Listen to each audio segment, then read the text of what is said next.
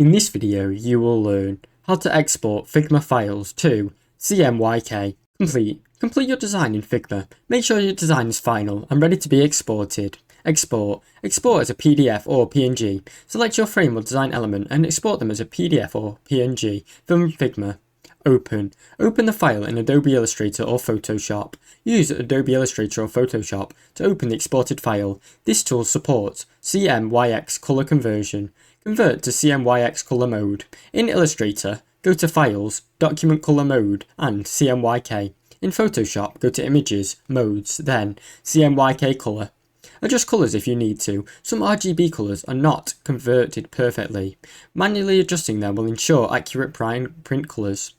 Save and export the file. Save and export the file in the CMYK-compatible format, such as PDF or TIFF, for print use. Now you know. Now you know how to export Figma files to CMYK. Thanks for watching. Don't forget to like and subscribe.